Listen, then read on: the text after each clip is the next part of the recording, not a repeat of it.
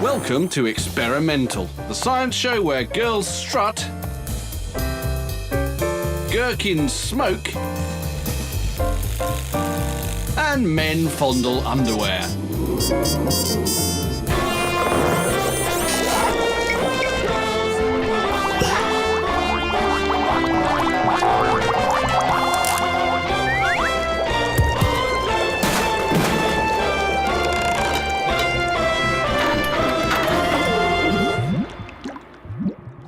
Later on, we'll be walking on eggs, getting exceedingly drunk, and attempting to save a life. But first, the physics of stilettos.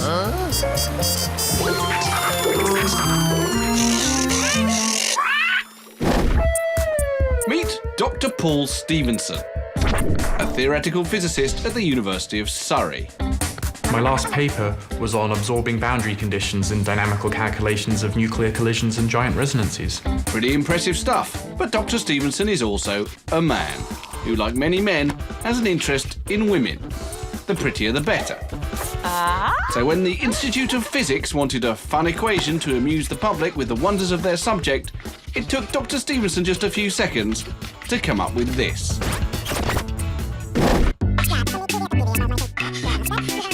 Believe it or not, these figures are, for women, a scientific guide to the perfect length of their stiletto heels. The most important bit of the equation is the Q number. Clearly, she's miscalculated her Q number.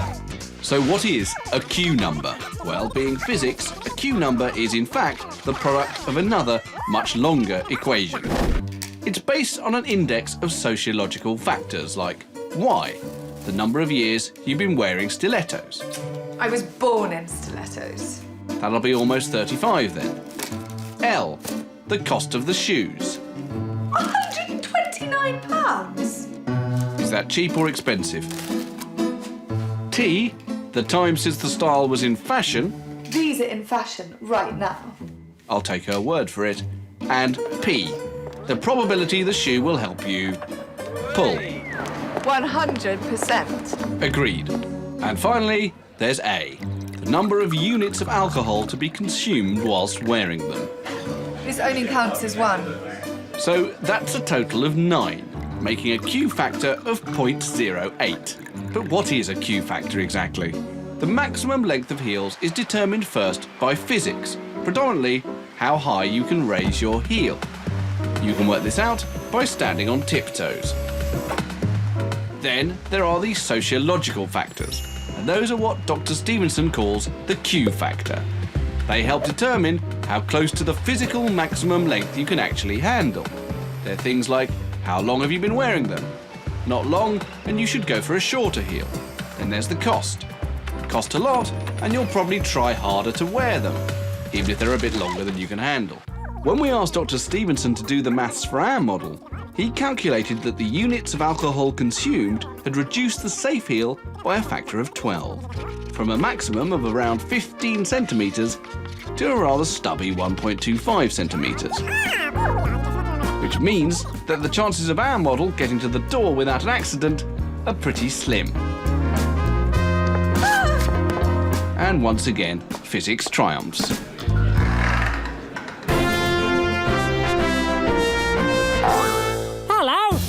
In a moment, scientific advice on how to get a good deal with a bra.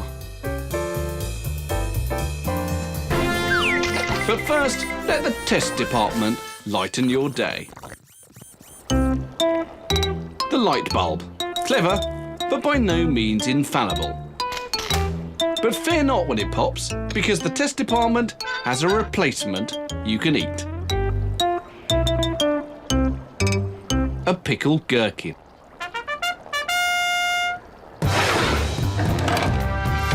To turn a gherkin into a light bulb is a highly complex and dangerous procedure, which requires years of expertise. Yes, and if you haven't got years of expertise, don't do it, because it's electricity we're talking about here, and it can and will kill. Luckily, we do have years of experience and know how to beef up the terminals of our lamp with some nails. how to mount the green thing to best effect. So now it's time to hit the switch. Taking the precaution of donning a gas mask. And it works. But why? A Gherkin bulb works a bit like an orange street lamp, the electricity heating up sodium crystals in the pickling fluid, which is why it gives off that characteristic orange light. Luckily, the Gherkin bulb is unlikely to be lighting much more than the test department lamps in the near future, as it suffers from one rather large drawback.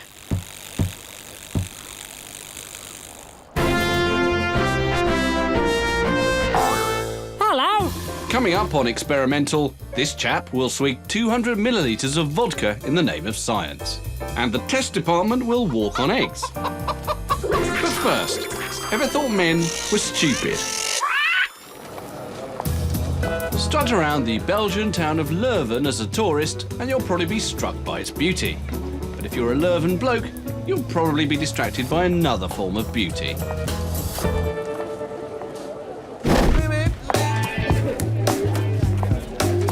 That's right. Leuven blokes are like blokes right around the world. They see a good-looking woman, and that's all they can think about for the next half an hour. And that's why we're here. You see, at Leuven's Katholieke University Department of Economics, there are two blokes who are more obsessed with women than most. Indeed, they're responsible for those bits of underwear you see draped near the door to their department. Meet Bram van den Berg and Dr. Siegfried de Witt. They're interested in how sexy women affect men's cognitive processes. That's science speak for thinking. It's known from previous research that the use of sexy women has some influence on the cognitive processes of men. Well, that's not exactly earth-shattering. It's something that the advertising industry has known for years. If you can't sell a car on its looks, put a looker on it, and it'll drive itself off the forecourt. But how to prove this scientifically? Mr. van den Berg and Dr. de Witt hit upon the idea of using that other male obsession, money. They put out a call for heterosexual men to come to their labs, fondle women's underwear, and make some cash. Amazingly, it took a whole cup of tea for a queue to form outside their door.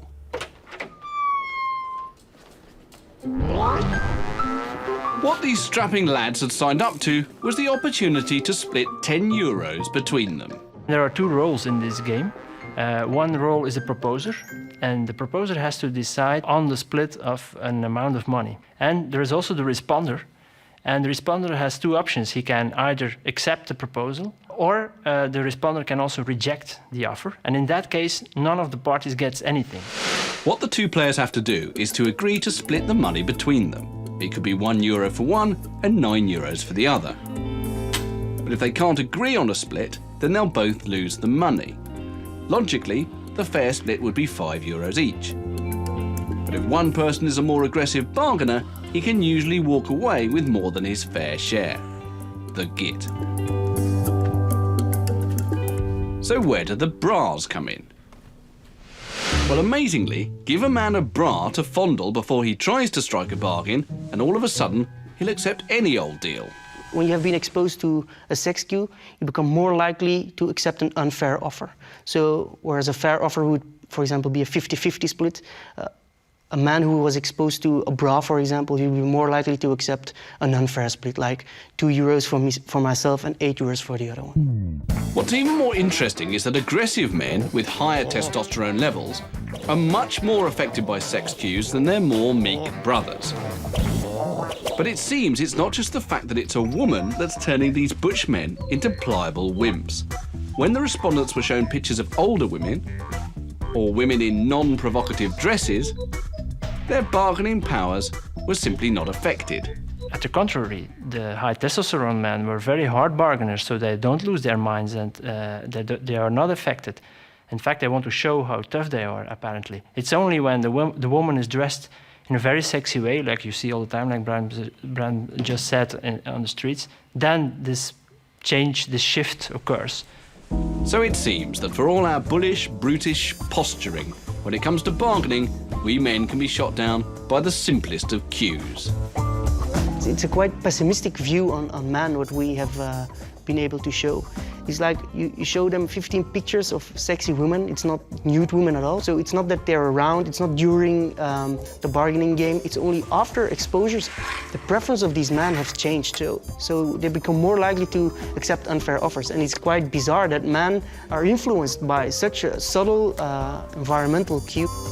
I don't know. Is it really that bizarre to stop thinking about money and just go ahead and buy this woman a drink?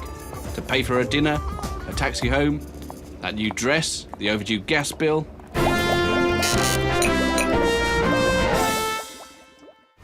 In a moment, we prove hopscotch and alcohol don't mix. But first, to the test department, to attempt the impossible.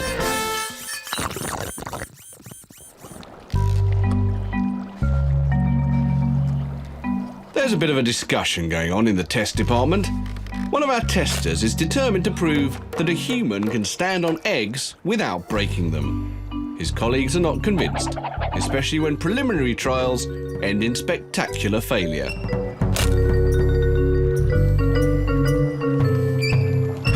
Undaunted, he's persuaded the lightest and most delicate of his fellow testers to participate in a real-life experiment.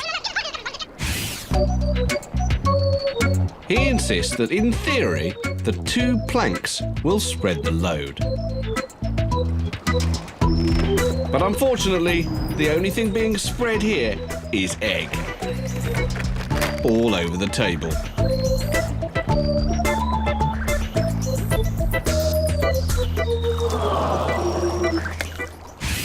In theory, an egg works in exactly the same way as a dome, with all the force being sent downwards through the line of the roof.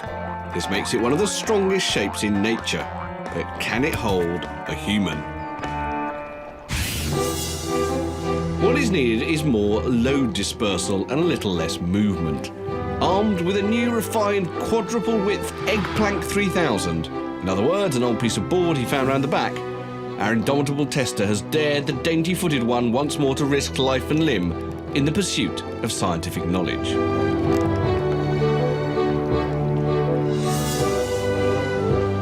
Proof at last that it is possible to stand on eggs. Well, almost. After all, you can't make an omelette without breaking an egg. Why should science be any different?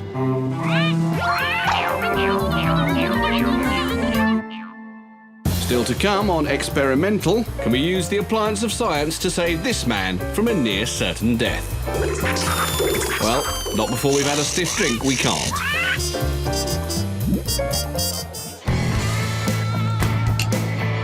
It's Saturday night in Bristol. That can mean only one thing. Yep, it's time to continue Britain's love affair with alcohol. Well, I like drinking alcohol because it's a good way to relax at the end of the day. It gets rid of your stresses. It's a place to meet your mates. You always meet at the pub. Just people become more chatty when they've had a couple of beers. Yeah, get rid of your inhibitions. Always just be yourself a bit more, I think. Yes, a good drink does all these things, but it also makes you aggressive, makes you sick, not to mention what this bunch will feel like tomorrow morning. And that's why Experimental has turned up. We're off to the University of Bristol to meet Professor Nutt, a psychopharmacologist at Bristol University who wants to replace alcohol with less harmful drugs. I reckon probably about one person a day in the UK, probably 300 to 400 a year, die of alcohol poisoning. And then it's many thousands die of or get brain damage as a consequence of having road traffic accidents when they're drunk. A large number of people get raped, probably the order of 3 or 4 a day as a consequence of being drunk. And then the damage through fights and violence and knifings, and it's probably the order of 5 to 10 a day. So there's a huge social cost of being drunk. So alcohol is a drug which could not be licensed today. If it was invented today, it would be banned without any doubt. There's some evidence that alcohol actually originated in Neolithic times, when sore heads were a fact of life.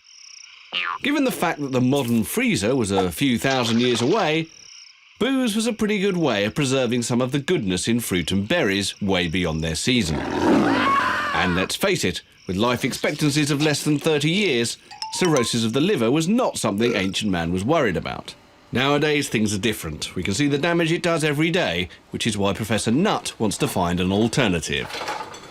And I thought, well, we could potentially find drugs which could mimic the effects of alcohol, which would inevitably be safer than alcohol because they're drugs and not a toxin like alcohol. They wouldn't cause the same damage to the peripheral organs.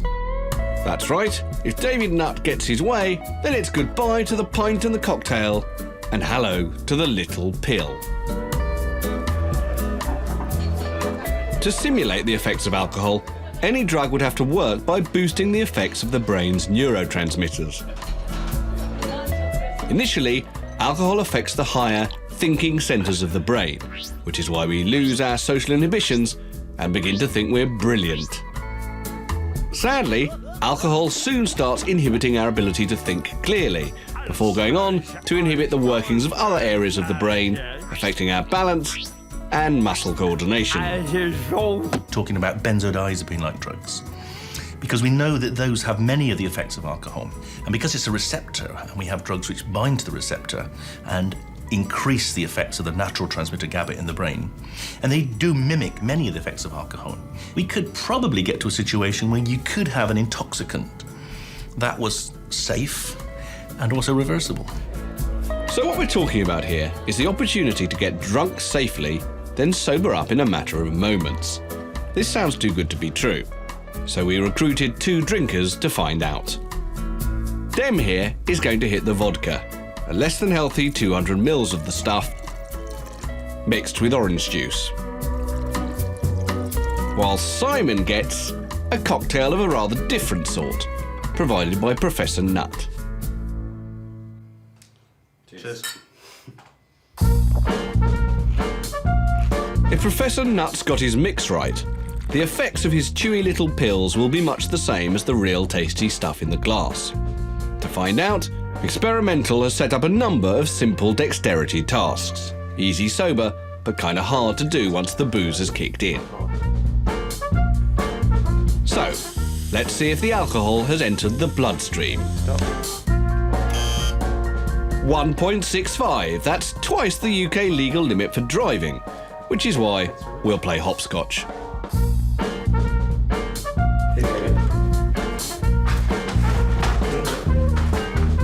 So, we can say that 200 mils of vodka is detrimental to the game. But what about 2 little pills? Not too bad. Oh, spoke too soon. Now how about darts? That's the drinking man's game.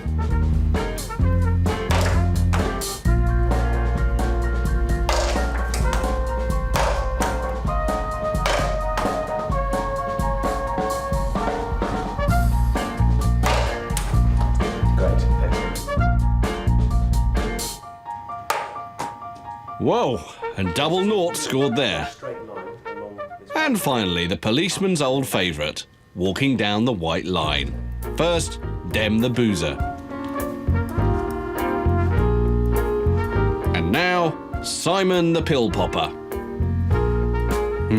Steady as a drunk. But how does he feel? At the moment I'm feeling some of the more physical effects as if I was drunk. I'm feeling a bit lightheaded and legs not quite as under control as usual, but not really getting so much of the psychological effects, like getting chatty or feeling more relaxed. And that's the problem for Professor Nutt's chewy little alcohol substitute. Most people drink for the chatty bit, not for the falling over bit. Now, it's not identical, and there are some aspects of alcohol, particularly the initial energizing effects. When people begin to get drunk, they often become a bit activated, and that isn't mimicked by that benzodiazepine. Until we can mimic alcohol completely, we won't know whether this is a viable alternative. I do accept that. But there is one massive advantage to Professor Nutt's pills. They have an antidote. Dem's blood alcohol level will not return to normal for about 8 hours. But Simon here will be as sober as a judge within seconds. To prove it, let's see what happens when he plays darts once more. Aim for 3 treble 20s for me, please.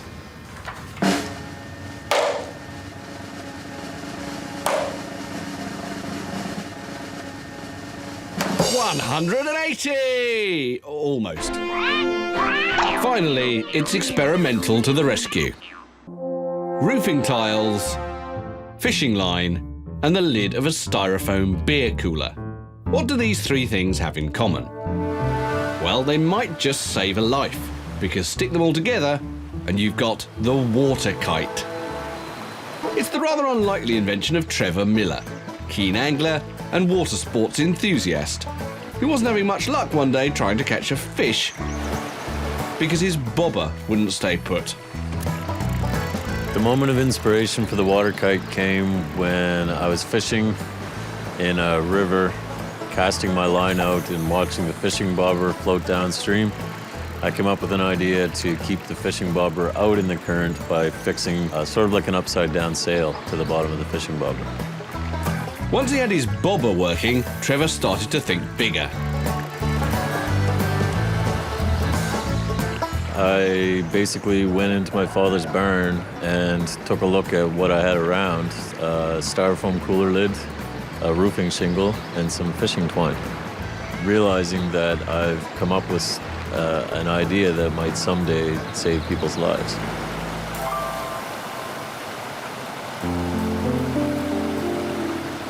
The usual way to rescue a victim from a raging river is to try and throw him a rope. But to do that, you have to time your throw just right to land the rope in front of the victim as he floats past. The water kite overcomes this difficulty by taking timing out of the equation.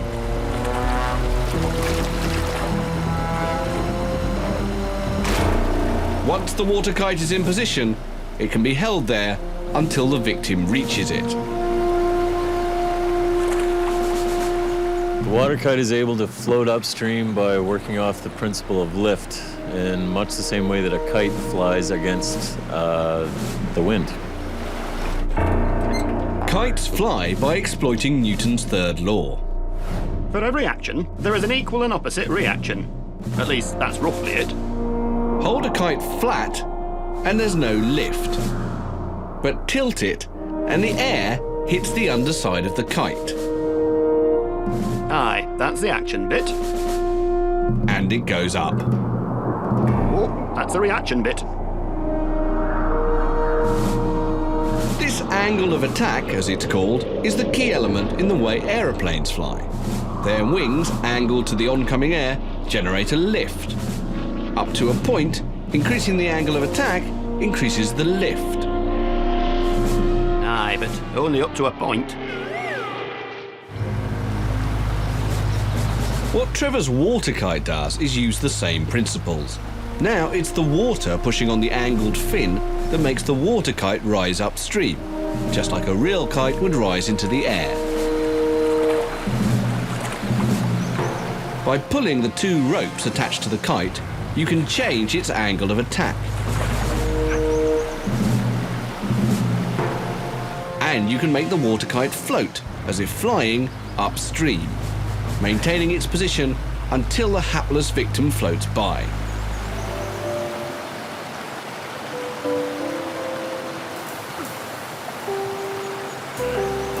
It's only a prototype, but in the future, Trevor hopes that his water kite will be standard issue in search and rescue teams, and even the military. Experimental was so impressed by what Trevor thought to do with his water cooler, string and roofing shingle that we asked some other inventors what they'd come up with, but the results were not quite so promising. If you know what you're doing, you could kill someone with these things. Materials to build a house? A mice yacht device. It's my treehouse when I was a little kid. The hideous jewelry my ex-boyfriend used to buy for me. And that's why he's my ex-boyfriend.